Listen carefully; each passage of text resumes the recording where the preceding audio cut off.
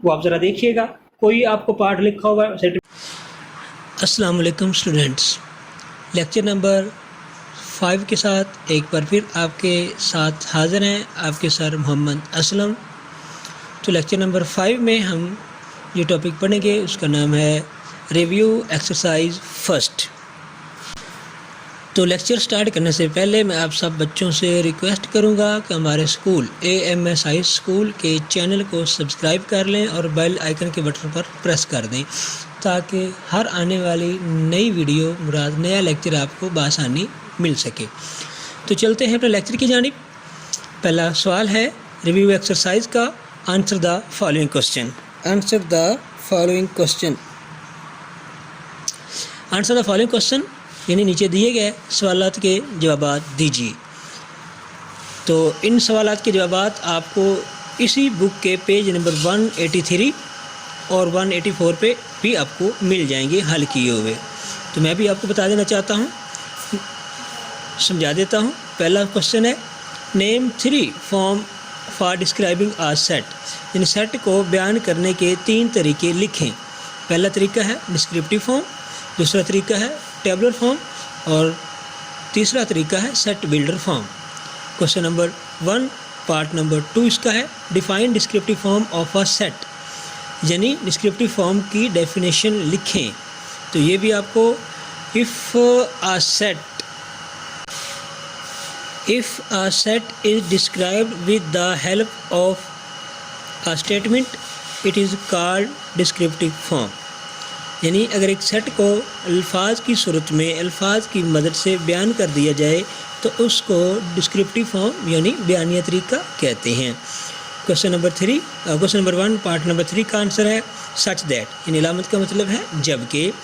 Question number 1 part number 4 का answer है universal set, यानी तमाम सेटों के ज़ेर गौर अरकान पर, यानी जितने भी सेट हैं उसके जितने भी अरकान होते हैं उन पर मुश्तमिल सेट को यूनिवर्सल सेट का नाम दिया जाता है। क्वेश्चन नंबर 1 पार्ट नंबर 5 का आंसर है two set are set to B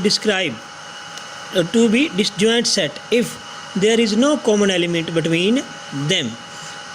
कोई से दो सेट उस वक्त डिसजॉइंट सेट कहलाते हैं जब उन दोनों के दरमियान कोई भी कॉमन एलिमेंट ना हो।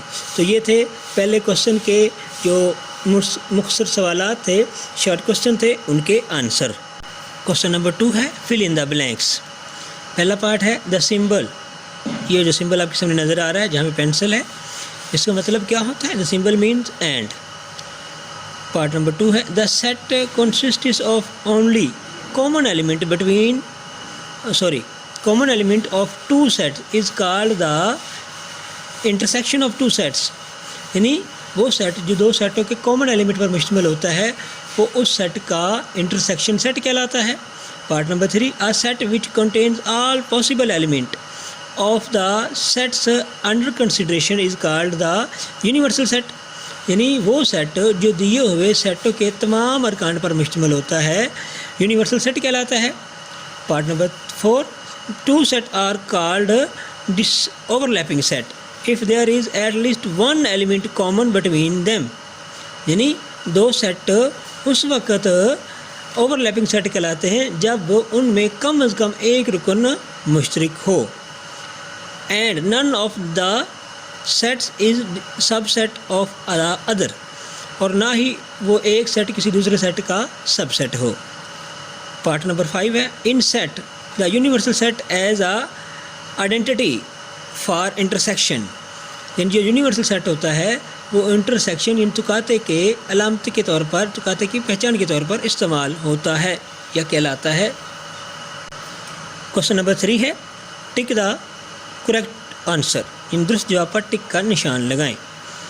पहला पार्ट है इसका to write an empty set we use the symbol, यानी खाली सेट को लिखने के लिए हम कौन सी अलामत इस्तेमाल करते हैं? ऑप्शन नंबर इसका सी पार्ट करेक्ट है, सी ऑप्शन इसका करेक्ट है।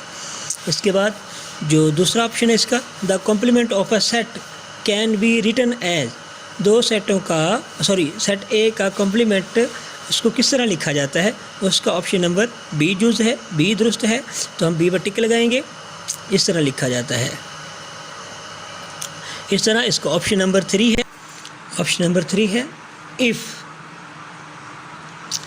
A is equal to 1 and 2, यानी सेट A के एलिमेंट है 1 एंड 2 एंड B सेट के एलिमेंट हैं A and B, then A intersection B is equal to option number इसका A B C D दुरुस्त होगा, क्योंकि सेट A के अरकान है 1 2 जबकि सेट B के अरकान है A व B। तो हमने इंटरसेक्शन फाइंड आउट करना है। इंटरसेक्शन में हम एक जैसे अरकान लिखते हैं, तो इन दोनों में कोई भी रुकन सेम नहीं है।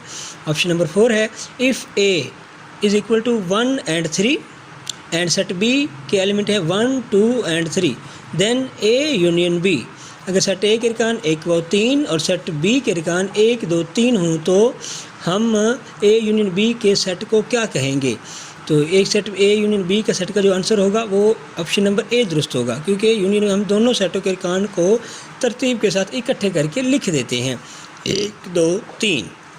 इस तरह ऑप्शन नंबर 5 है B difference A is respected by is represented by B difference A is represented by, यानी B फ़र्क A P फ़र्क, यहाँ पे बच्चे अक्सर गलती कर जाते हैं, वो A माइनस B लिख देते हैं। A माइनस B गलत है, इसका मतलब होता है A डिफरेंस B। वो पूछ रहा है B डिफरेंस A, तो हम पहले B लिखेंगे, उसके बाद माइनस की अलामत, उसके बाद हम A लगाएंगे।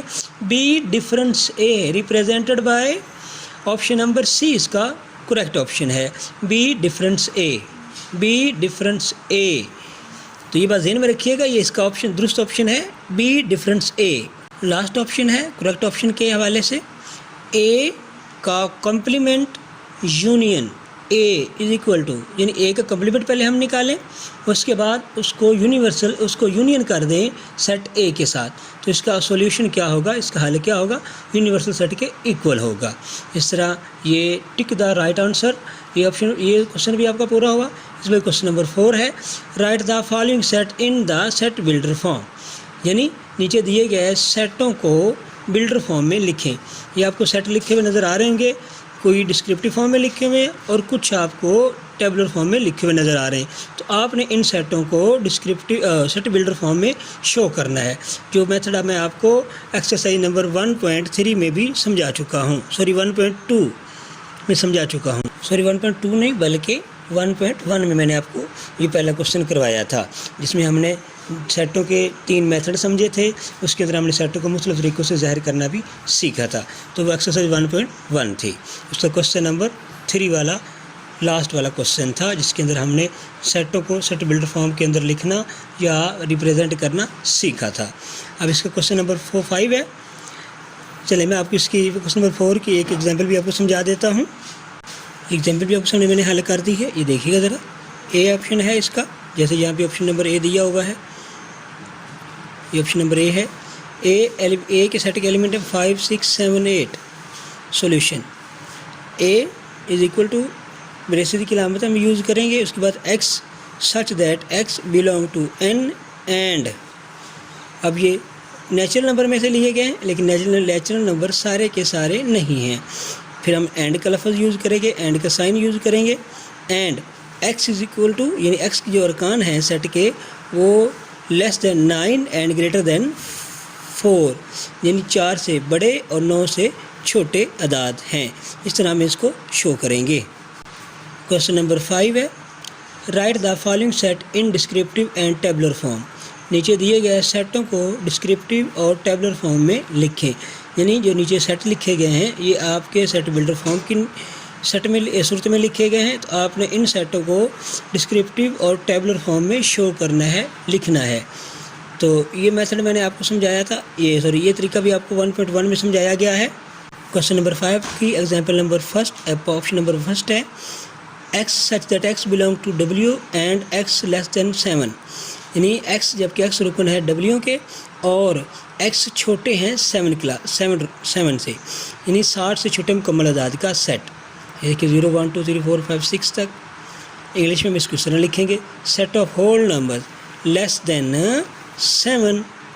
इसी तरह उर्दू में इसको लिखेंगे 60 से छोटे मुकम्मल अदाद का सेट। तो इस तरह आपने ये बिल्डर फॉर्म ये टेबुलर फॉर्म में लिखा गया और ये सेट डिस्क्रिप्टिव फॉर्म की सूरत में हमने इसको लिख दिया। क्वेश्चन नंबर 6 है, if A is equal to, यानी ए सेट ए के एलिमेंट हैं 3, 4, 5, 6 एंड सेट बी के एलिमेंट हैं 2, 4, 6, देन वेरीफाई दैट। अगर सेट ए के अरकान 3, 4, 5, 6 और सेट बी के अरकान हो 2, 4, 6, फिर आप इनको वेरीफाई करें, यानी साबित करें। ये कम्यूटेटिव प्रॉपर्टी है विद यूनियन, ये है कम्यूटेटिव प्रॉपर्टी विद इंटरसेक्शन। ये आप एक्सरसाइज नंबर 1.2 और 1.3 दोनों में आपने इस किस्म से मिलते जुलते सवाल हल किए हैं। सेम उसी मेथड से ये सवाल हल होते हैं। इसके बाद है question number 7, if x is equal to 2, 3, 4, 5 and y is equal to 1, 3, 5, 7, then find. ये इन डिफरेंस करना है x माइनस वाई का और ये डिफरेंस करना है y माइनस एक्स का। तो ये भी आपने पीछे एक्सरसाइज में आप हल कर चुके हैं। तो इस तरह क्वेश्चन नंबर 8 है, if a is equal to, यानी सेट a के एलिमेंट हैं a, c, e, g and set b के एलिमेंट हैं a, b, c, d and set c के एलिमेंट हैं b, d, f, g, then verify. यानी ये सेट के अरकान लिखे गए हैं तो आप वेरीफाई कीजिएगा। ये एसोसिएटिव प्रॉपर्टी विद यूनियन और ये है एसोसिएटिव प्रॉपर्टी विद इंटरसेक्शन। इस तरह ये आप इस क्वेश्चन के भी दोनों पार्ट हल कर सकते हैं। क्वेश्चन नंबर 9 है, इफ़ यू, यानी universal set is equal to whole number and N set of natural number, then verify. यानी सेट यू जो है उसके अरकान है होल नंबर पर मुश्तमिल है और जो एन है वो सेट नेचुरल नंबर पर मुश्तमिल है। तो आपने वेरीफाई क्या करना है, एन का complement union N is equal to U, यानी यूनिवर्सल सेट। यानी पहले आप एन का कॉम्प्लीमेंट निकालेंगे, फिर आप उसको यूनियन करेंगे एन सेट एन के साथ। इसका जो सॉल्यूशन आना चाहिए उस यूनिवर्सल सेट के इक्वल आना चाहिए, यानी होल नंबर के इक्वल होना चाहिए। दूसरा ऑप्शन है इसका एन का कॉम्प्लीमेंट इंटरसेक्शन एन, तो इसका सॉल्यूशन जो होना चाहिए वो खाली सेट होना चाहिए, मुराद उसमें कोई भी रुकन कॉमन नहीं होना चाहिए। ये मैं आपको सवाल हल करके समझा भी रहा हूँ। वेरीफाई करना है हमने एन का complement union N is equal to universal set होना चाहिए। तो सबसे पहले हम एन का कॉम्प्लीमेंट फाइंड आउट करेंगे। एन का कॉम्प्लीमेंट फाइंड आउट करने के लिए यू में से, यानी यूनिवर्सल सेट में से एन को माइनस कर देंगे। तो हम माइनस इस तरह करेंगे, सबसे पहले यूनिवर्सल सेट के एलिमेंट लिखे, उसके बाद माइनस की अलामत लगाई, उसके बाद सेट एन के एलिमेंट लिखे। जब इसको माइनस किया तो सिर्फ 0 रुकन बाकी बचता था, तो एन का कॉम्प्लीमेंट किसके बराबर हुआ, सेट 0 के, यानी सेट 0 रुक। इस तरह फिर हमने एन का कॉम्प्लीमेंट यूनियन एन के साथ उसका यूनिवर्सल कर दिया। पहले एन का कॉम्प्लीमेंट लिखा, जो हमारे पास 0 आया था, यूनिवर्सल यूनियन की अलामत लगाई, उसके बाद सेट एन के कॉम्प्लीमेंट लिखे, तो इस सेट एन के अरकान लिखे, इस दोनों का यूनियन किया तो हमारे पास क्या आया, 0, 1, 2, 3। तो ये हमारे पास इसका सॉल्यूशन आ गया। अब ये जो हमारे पास सॉल्यूशन आया है, अब इसको कंपैरिजन करें सेट यू के साथ, तो हमारा सेट यू भी क्या है, 0, 1, 2, 3, 4 और सेट एन का कॉम्प्लीमेंट यूनियन एन क्या है, 0, 1, 2, 3, 4। तो हम कह सकते हैं कि एन का complement union N is equal to U, यानी साबित हुआ कि एन का कॉम्प्लीमेंट यूनियन एन बराबर है यू के। इस तरह ये ऑप्शन भी आपका, ये सवाल भी आपका हल हुआ। क्वेश्चन नंबर 9 के बाद क्वेश्चन नंबर 10 है, if U universal set is equal to A B C D, A is equal to A B C and B is equal to A B D E, then show Venn diagram. तो ये Venn diagram के ज़रिए show करना है। तो ये question आपको ज़्यादा इंपॉर्टेंट नहीं है और ना ये सवालात में या एग्ज़ाम में पूछे जाते हैं, तो इनको करना ज़्यादा ज़रूरी नहीं है। तो आपने यहाँ तक अपनी रिव्यू एक्सरसाइज तैयार कर लेनी है। तो ये लेक्चर आपका ख़त्म हुआ, तो नेक्स्ट लेक्चर तक हमें इजाज़त दीजिए। लेकिन जाने से पहले मैं आपसे एक बार फिर रिक्वेस्ट कर रहा हूँ कि हमारे स्कूल के चैनल AMSI स्कूल को सब्सक्राइब कर लें, ताकि हर आने वाला नया लेक्चर आपको वक्त पर मिल सके। तब तक के लिए अल्लाह हाफिज़।